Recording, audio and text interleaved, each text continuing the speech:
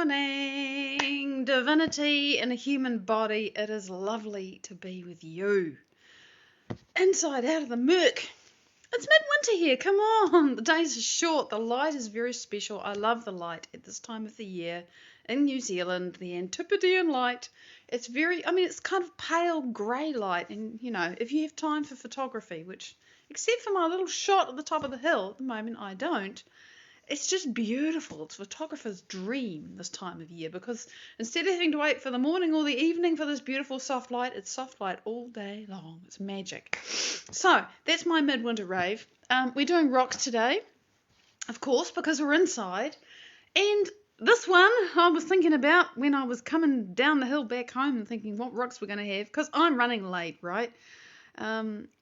So here it is, and obviously rose quartz, and I love that it's translucent and you can see the lines, the layers. It's not truly agatized, that's just the structure of the crystal. And I love that with the light coming through it from the window, you can see that. And it's just beautiful and soft, and what else do I need to say except that it's rose quartz, and I really like this. Look, it's quite a lovely scalene triangle. And then it's all kinds of other shapes as well. So there you go. That's our first rock for the day. I love the surface. It's actually really nice to stroke because it's smooth but it's rough at the same time. So it's a lovely tactile experience. Next we have something that is a piece of New Zealand, and I don't know what it is, so don't ask. Nobody knows. Not even my wise rock-loving friend. Good morning, Jocelyn. See, I remembered it's you.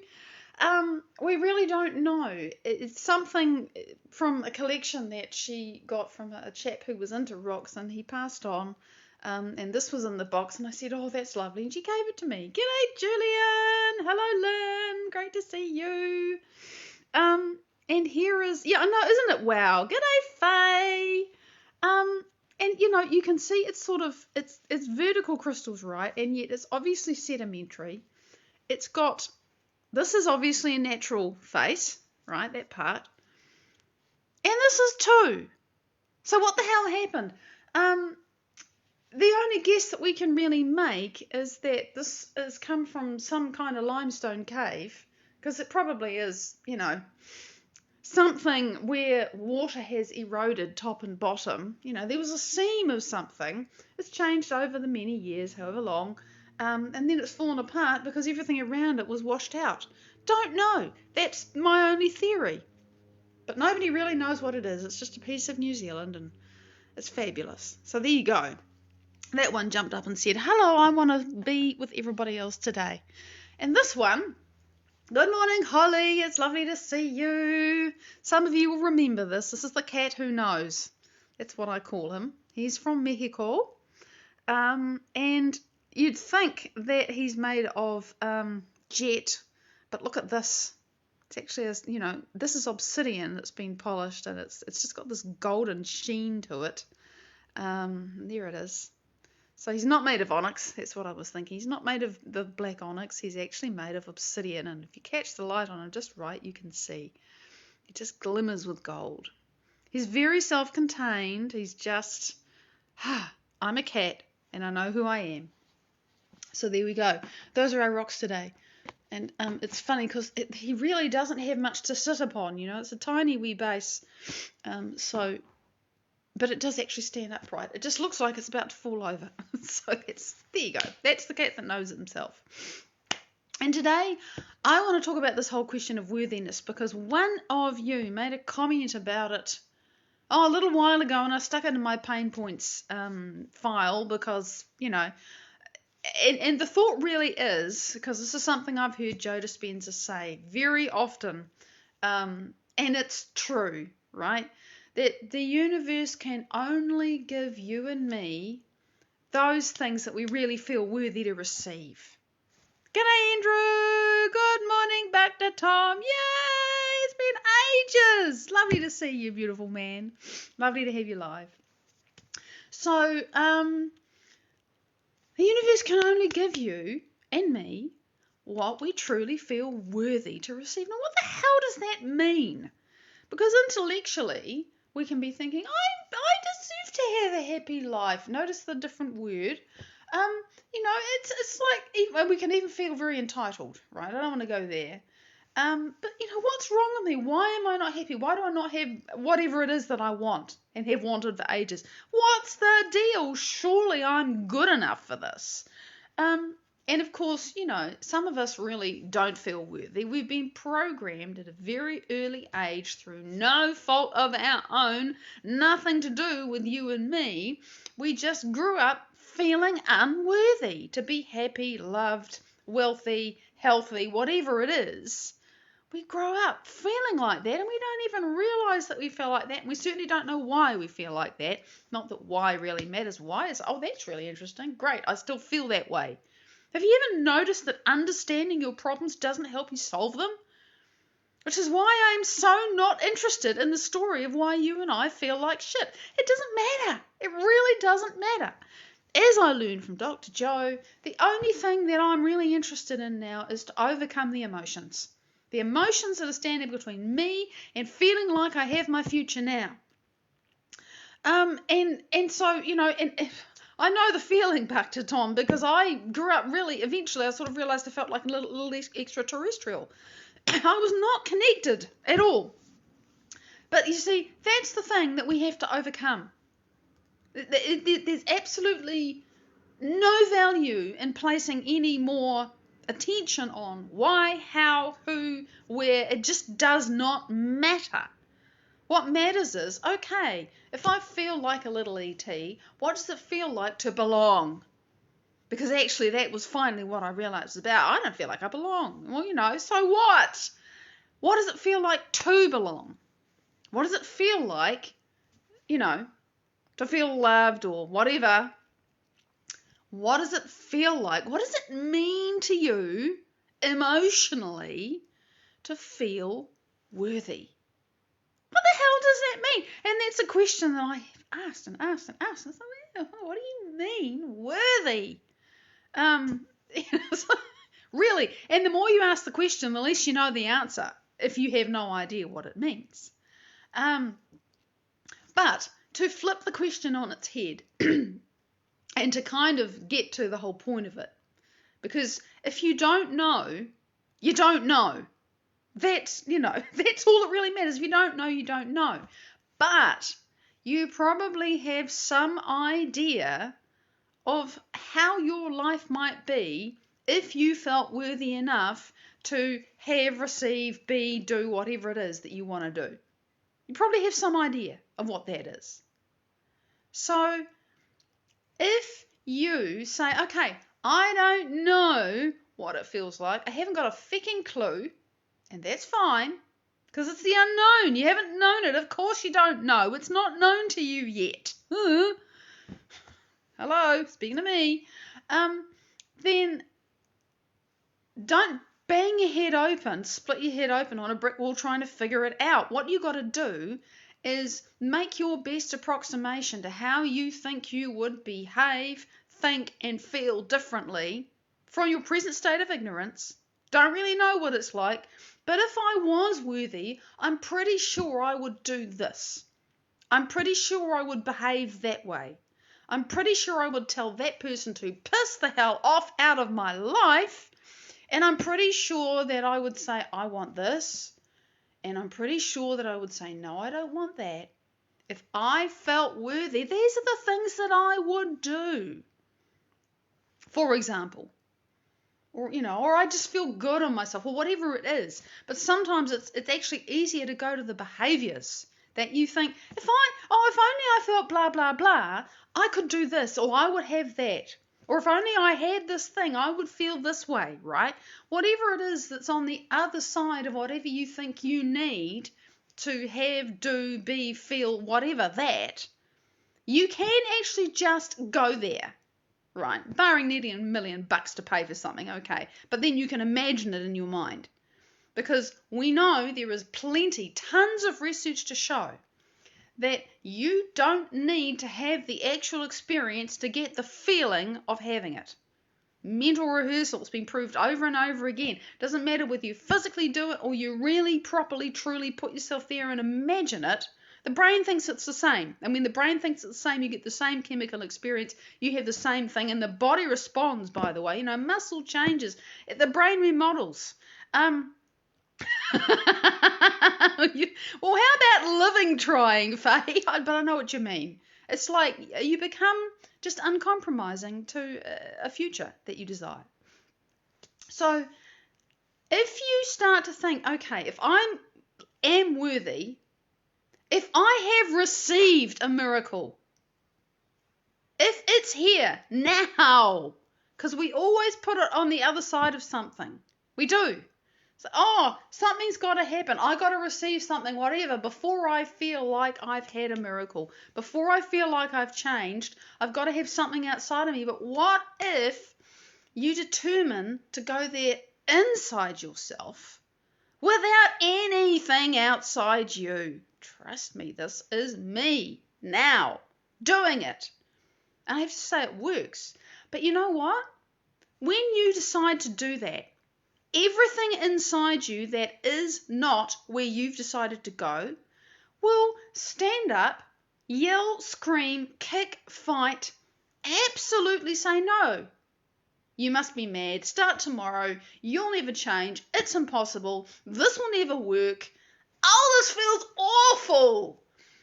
And that's normal. Good morning, Laura. That is absolutely normal. That is what happens. Now, why is that? Because you have been thinking and feeling and behaving like yourself for however long. And as long as we keep doing that, we're going to keep generating more of the same. And it's so challenging because circumstances happen, life happens. And I'm saying that we can feel differently regardless. Yeah, we can. I know, because people have done it. Carrie Ann, it's lovely to see you up there. Yay! It's very challenging. And I'm not going to pretend that this is easy. Because, you open your eyes and there's your world, and everything that you and I have created is there. And I've created it. And I can't get away from that. Shit, I've created this. Somehow, not with the 5% of me that's conscious saying, gee, I want this shit to happen. But if the universe only gives me what I feel truly worthy to receive, then the 95% of me that I have not yet reprogrammed is saying, this is what I deserve. And so I've got to find a way inside myself to go somewhere else, to feel worthy of something else. And this is what I have been doing for a while. I have been practicing feeling worthy in lots of different ways, but fundamentally in my meditation space. Well, I can imagine, Faye. No, I can't imagine. I don't know what it's like being in your shoes. But, that's very challenging. And all I know, my own life, vastly different. And my intellectual mind says, oh, for God's sake, you're not facing that. Who are you to complain? I'm not complaining. I'm just facing my own inner demons. And, you can't compare apples with bricks. There's no comparison, but it's a challenge to me. How do you get restarted when you're so exhausted? Yeah. How do you do that? You have to change your state, because your body is saying, this is how you programmed me, and I'm running a genetic program here, which, for lots of reasons it's like this. And it's not about blaming ourselves. How do you do that? You see, again, I'm a little bit out of my depth here because I haven't been there and I haven't done it. Yeah, you do decide, Jocelyn. I think that's part of it. Now you've reminded me. Thank you, Jocelyn. Neural net makes association, because I've been watching testimonials again. And people and there's one young lady I'm remembering. I'm trying to remember her name. She's on the list of 550. Daniela. Stage 4 breast cancer. Oh, guilt. Yes, right. I've got to address that. I've got to be quick about Daniela. Stage 4 breast cancer. The doctors, in short, repeatedly said, you need to do this, you need to do that, you're going to die, and there's nothing we can do. And in the testimonial, if you look up Joe Dispenza, testimonial, Daniela, you will find it. She's got blonde hair.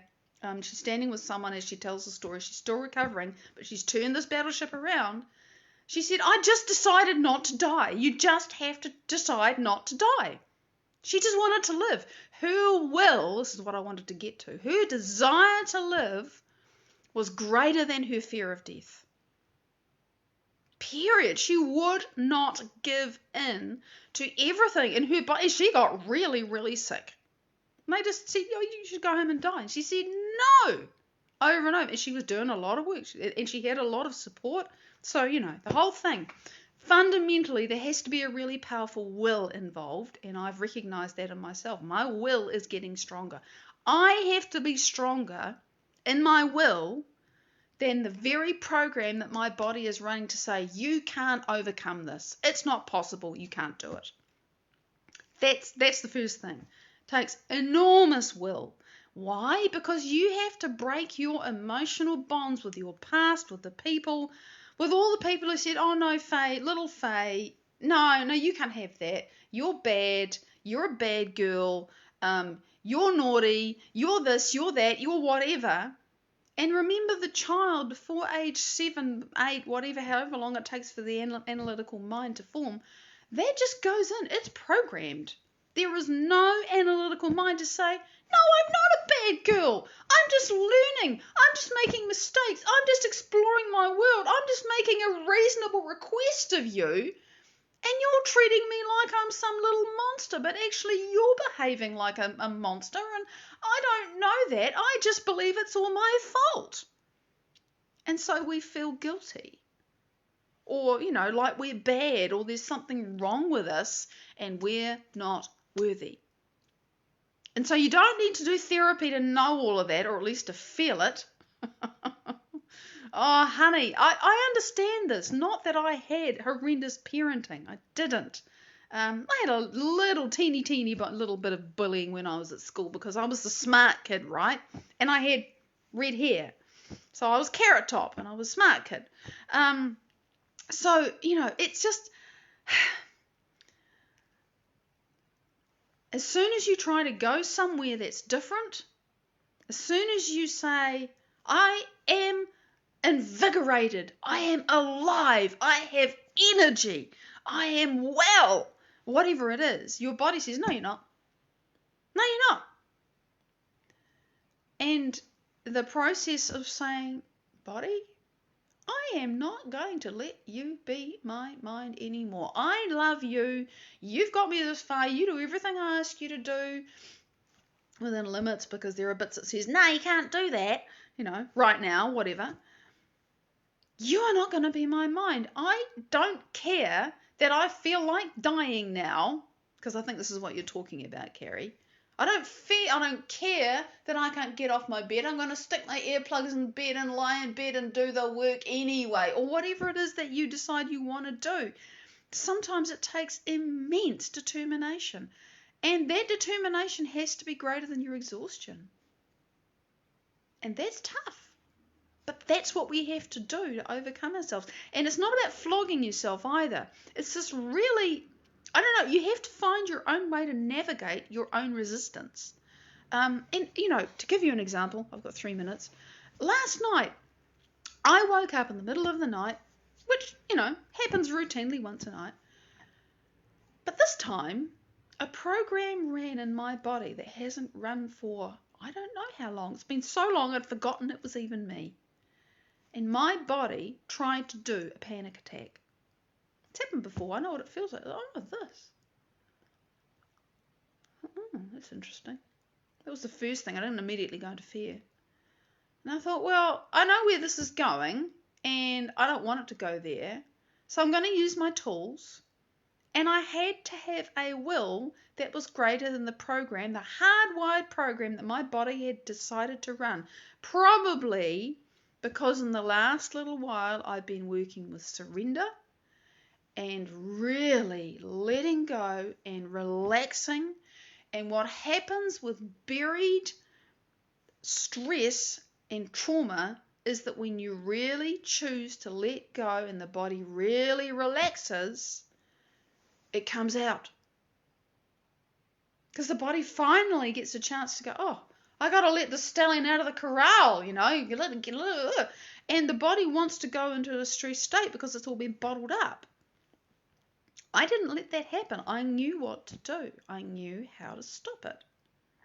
So the only thing that happened was the part where the vasoconstriction happens and you get cold and you shiver. That part happened.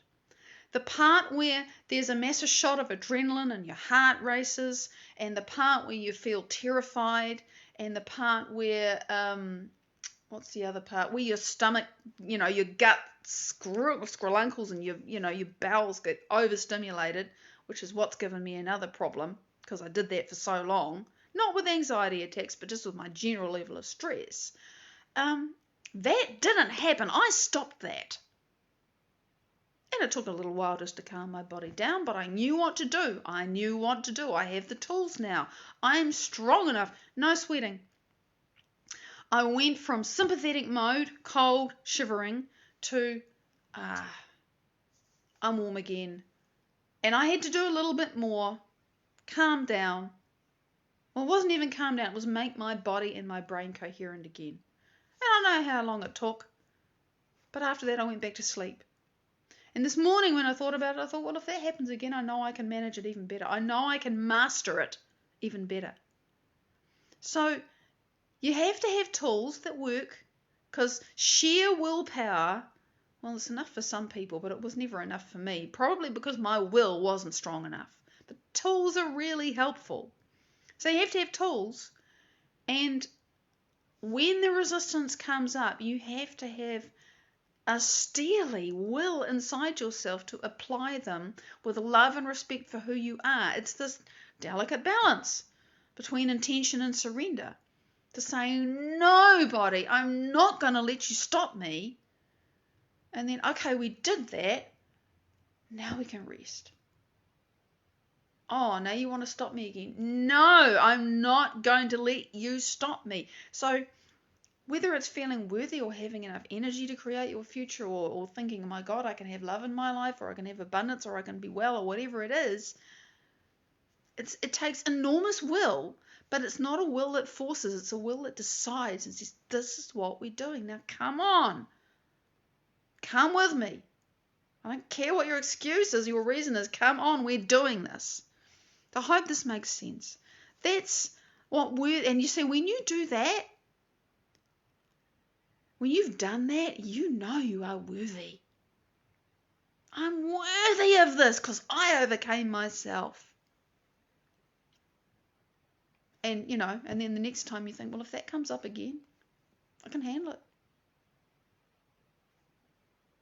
Can't lose that. So yeah, that's what I want to say about worthiness, and I'm over time. I give up. I try to stick to 22 minutes. Doesn't often work. So it's Friday. Again, it's flown. The week has flown for lots of reasons. Big love. I've changed. I barely remember who I was last week. I've changed so much. Thank you so much for your participation, your questions. I so appreciate them. I bet you can tell when you drop me a meaty comment. It gives me more to talk about. And I appreciate that. So thank you very much. Look out for the resonant replays over the weekend. And I will see you on Monday. And do not let your body be your mind. You be the mind and decide how you want to feel and who you want to be. And watch your world change. Sometimes it's fast and sometimes it's slow. You don't know. But you just keep being who you want to be in your future. And your future's going to catch up with you. Big love. Till Monday. Sunday, Monday. Bye-bye.